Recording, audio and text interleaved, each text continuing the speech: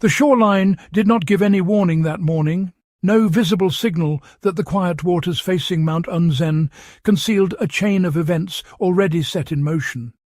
How does a volcano, rising inland and seemingly distant from the open sea, end up unleashing waves powerful enough to erase entire coastal communities?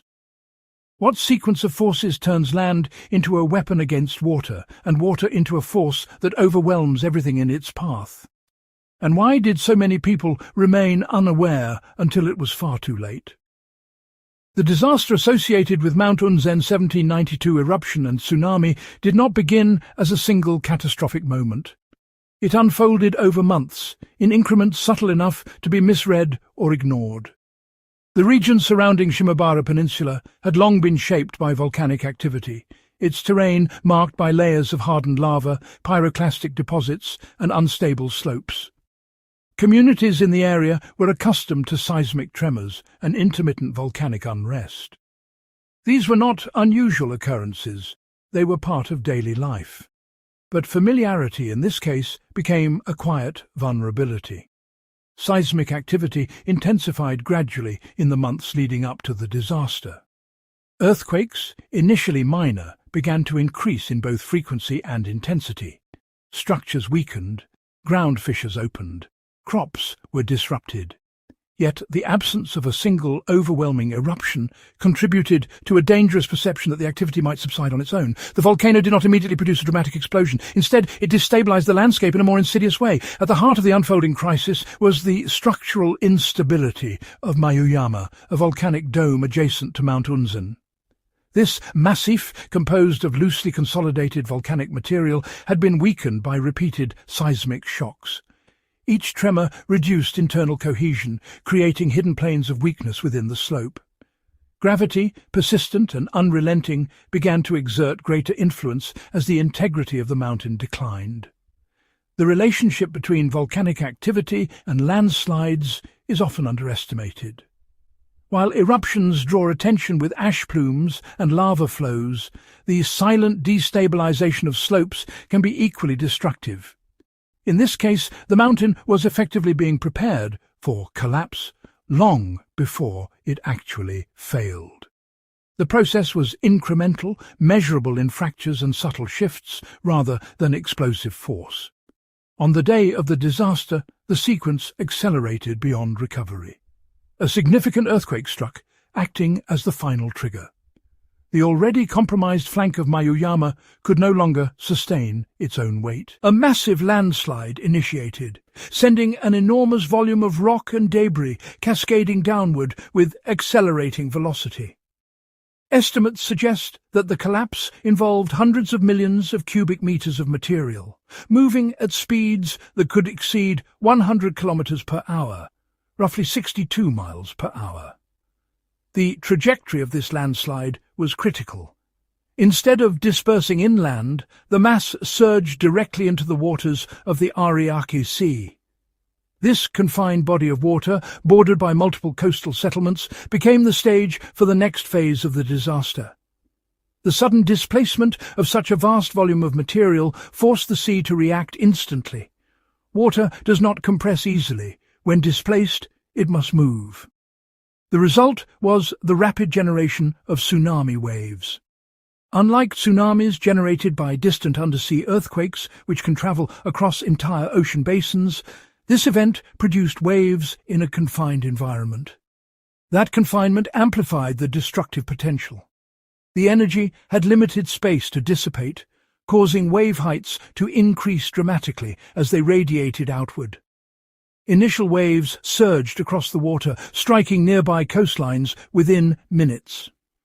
There was no meaningful warning window. The physics of the event were straightforward but devastating. As the landslide entered the sea, it transferred kinetic energy directly into the water column. The displacement created a leading wave crest, followed by a series of oscillations. In a narrow sea like Ariake, these waves reflected off opposing shorelines, interacting with one another and creating complex interference patterns. Some areas experienced multiple wave impacts, each arriving with varying intensity. Coastal villages along the Shimabara Peninsula were the first to be hit. The waves, in some estimates reaching heights of over 20 metres, or about 65 feet, overwhelmed structures that had no capacity to withstand such force. Wooden buildings were swept away almost instantly. Boats were lifted inland and smashed against terrain features. The surge carried debris, turning the water into a dense, destructive flow capable of tearing apart anything in its path. The devastation did not stop at the nearest shore. The waves crossed the Ariake Sea and struck the opposite coastline, including areas in what is now Kumamoto Prefecture. The distance, roughly 20 kilometres or about 12 miles in some directions, was covered rapidly.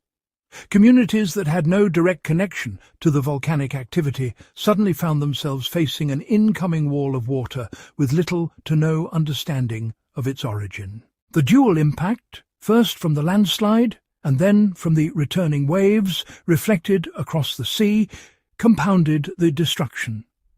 In several locations, residents who survived the initial surge were caught off guard by subsequent waves. The cyclical nature of tsunami wave trains meant that the danger persisted beyond the first impact, extending the window of destruction. Casualty estimates from the event remain among the highest for any volcanic-related tsunami. Historical records suggest that approximately 15,000 people lost their lives, making it one of the deadliest disasters of its kind. The majority of fatalities were not caused directly by volcanic eruption, but by the secondary effects of the landslide and the resulting tsunami. This distinction is critical. It highlights how volcanic hazards extend beyond lava and ash, encompassing a broader range of geophysical processes. Infrastructure at the time offered little resilience. Settlements were concentrated along coastlines for access to fishing and transportation. Buildings were constructed primarily from wood, with limited structural reinforcement. Early warning systems did not exist in any formalized sense. Communication between communities was slow, dependent on visual signals or messengers. By the time information could travel, the waves had already arrived. The geographical configuration of the Ariake Sea played a significant role in shaping the disaster's impact.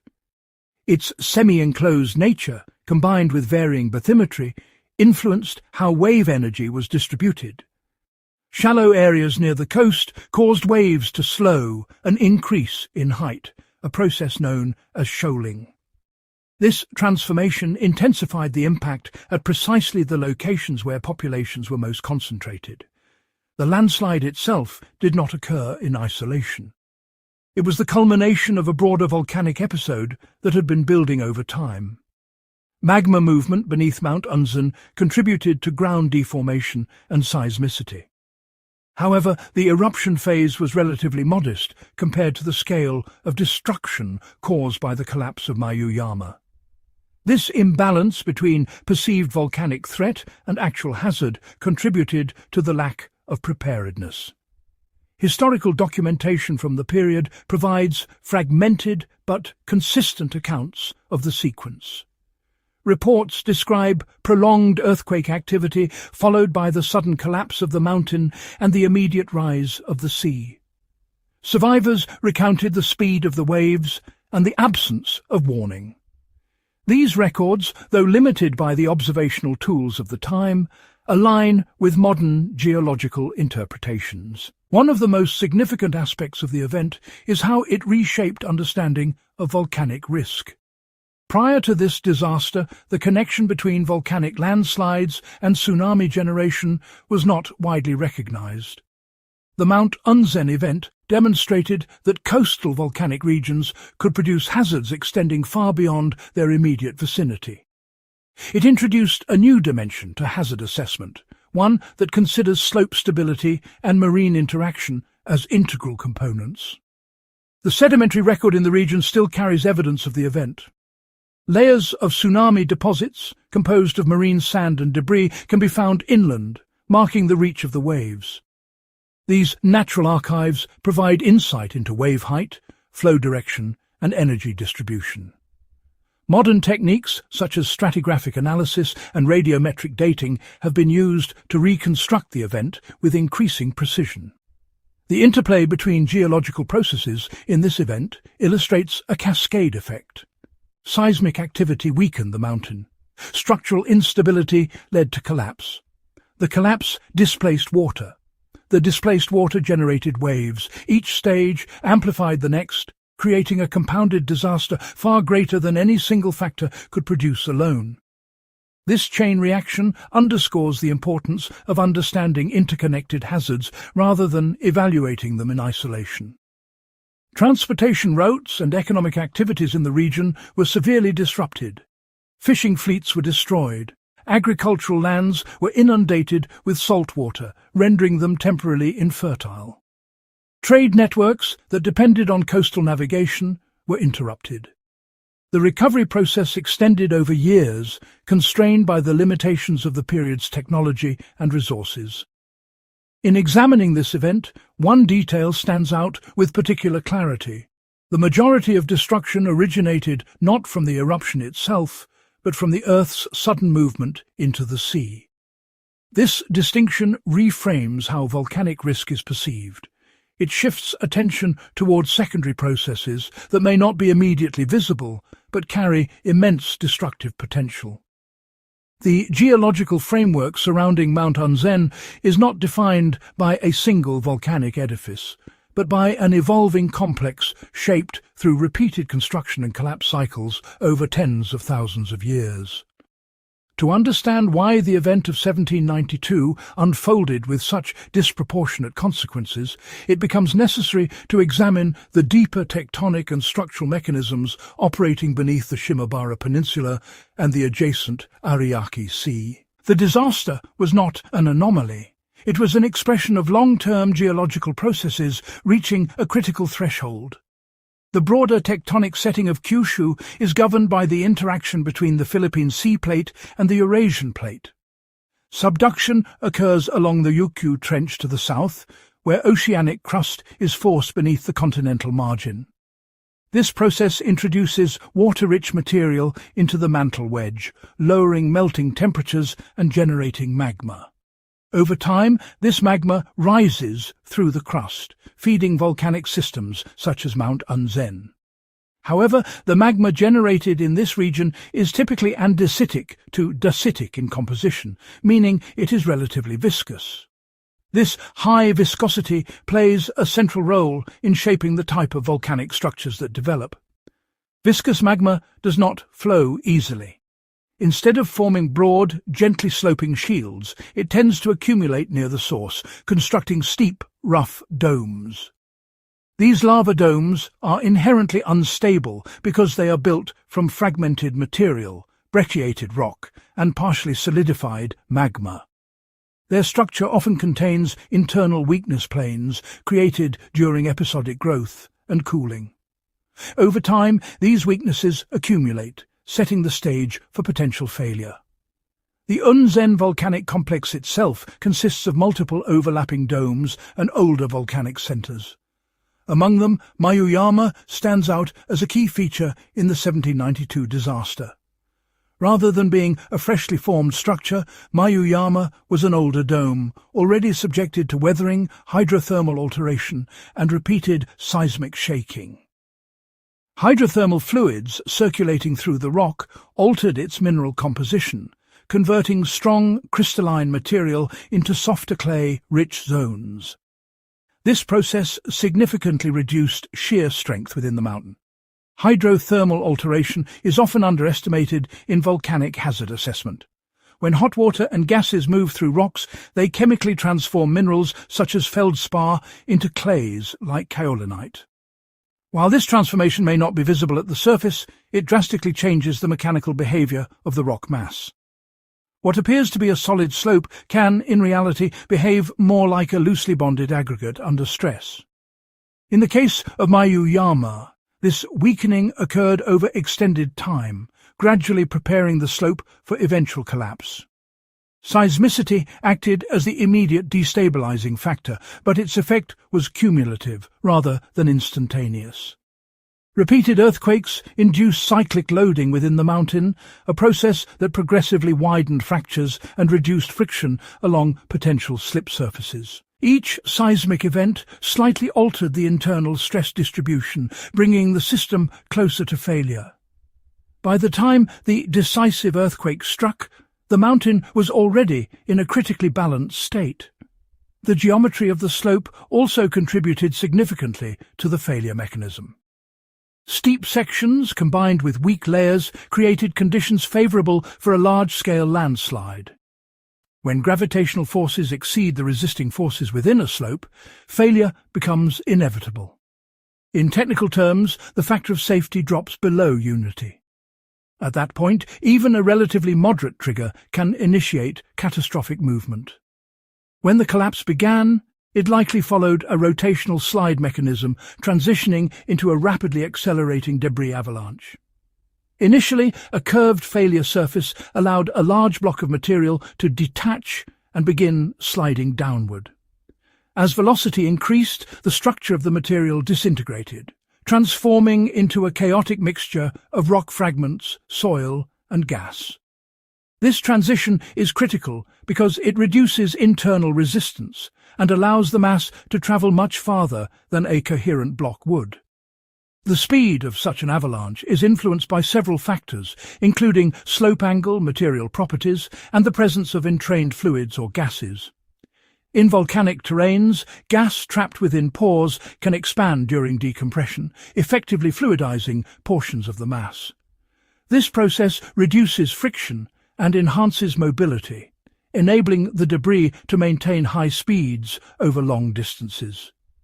Estimates for the Mayuyama collapse suggest velocities exceeding 100 km per hour, about 62 miles per hour, though localized accelerations may have been even higher. Upon reaching the shoreline, the interaction between the landslide and the water of the Ariake Sea introduced a new set of physical processes. The key mechanism behind tsunami generation in this context is displacement rather than fault movement. Unlike tectonic tsunamis, which are generated by vertical displacement of the seafloor, landslide-induced tsunamis arise from the rapid entry of solid material into a water body. The volume, speed, and entry angle of the debris mass determine the characteristics of the resulting waves. In the case of the 1792 event, the landslide entered a relatively shallow and enclosed sea. This configuration amplified the efficiency of energy transfer. When the debris struck the water, it forced a large volume outward and upward, creating an initial wave crest near the impact site. Because water cannot be compressed, the displaced volume had to redistribute, generating waves that propagated in all directions. The bathymetry of the Ariake Sea further intensified the situation. Variations in seafloor depth influenced wave speed and amplitude through the principle of wave shoaling. As tsunami waves move into shallower water, their velocity decreases while their height increases. This transformation is governed by conservation of energy, where reduced speed leads to an increase in vertical displacement. Coastal areas along both sides of the sea experienced amplified wave heights as a result. Reflection and repeated movement within the semi-enclosed basin added another layer of complexity. Waves that struck one shoreline were partially reflected back toward the opposite side, where they could interact with incoming waves. This interference created localized areas of constructive amplification, where wave heights exceeded initial estimates. Such interactions are difficult to predict even with modern modeling, highlighting the challenge faced by populations at the time. Sedimentological evidence from the region supports this sequence of events. Inland deposits containing marine sand, shell fragments, and mixed debris indicate rapid inundation followed by retreat. The structure of these deposits suggests multiple wave pulses rather than a single event. Each layer corresponds to a separate surge, reinforcing accounts of repeated impacts. Another important aspect of the geological mechanism lies in the coupling between volcanic deformation and slope stability. Magma intrusion beneath the Unzen complex likely contributed to subtle uplift and stress within the crust. This deformation can alter stress fields in ways that promote fracturing and weakness. While the eruption itself may not have been explosive on a large scale, the underlying magmatic activity played an indirect role in destabilizing the terrain. Thermal effects also cannot be ignored. Elevated temperature within the volcanic system influences both rock strength and fluid behavior. Heat can expand existing fractures and increase pore pressure by mobilizing water within the rock mass.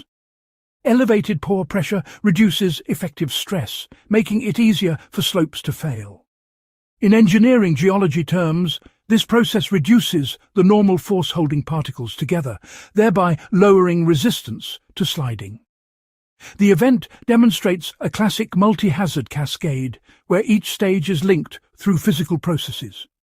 Tectonic forcing generates magma. Magma alters the crust through heat and deformation. Hydrothermal fluids weaken the rock structure. Seismic activity fractures and destabilizes the slope.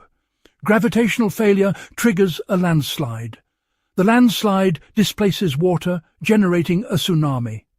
Each step is governed by distinct mechanisms, yet they operate within a connected system. Modern studies of similar volcanic regions have revealed that such cascades are not rare in concept, but they are often underestimated in practice. Hazard assessments frequently focus on eruptive behavior while assigning less importance to slope stability and marine interaction. The Unzen event underscores the need for integrated models that consider all potential failure modes within a volcanic complex. Geophysical methods such as seismic tomography and ground deformation monitoring have since been used to better understand subsurface structures in regions like Unzen. These techniques reveal zones of altered rock, magma accumulation, and stress buildup. While such tools were unavailable in 1792, their findings provide retrospective insight into why the system behaved as it did. One of the most revealing aspects of the event is the scale mismatch between cause and effect. The initiating earthquake, while significant, was not extraordinary in magnitude. The volcanic activity, though active, was not among the most explosive on record. Yet the combination of geological conditions produced an outcome of exceptional severity. This disparity highlights the importance of context in geological risk. It is not only the magnitude of individual events that matters, but how they interact within a given environment. The structure of the Shimabara Peninsula continues to bear the imprint of these processes. Modern observations show ongoing deformation, small earthquakes, and hydrothermal activity within the Unzen region. These signals indicate that the system remains active, though not necessarily in the same configuration as in the past. Geological systems evolve, but the fundamental mechanisms, magma generation, structural weakness, and gravitational instability, remain consistent. The event associated with Mount Unzen's 1792 eruption and tsunami ultimately illustrates how Earth systems operate across interconnected scales, from deep mantle processes to surface water dynamics. The mountain did not simply collapse, it responded to a chain of forces that had been building over time. The sea did not merely rise, it reacted to a sudden and massive displacement. Between them, the boundary where land meets water became the point at which accumulated geological stress was released with devastating efficiency.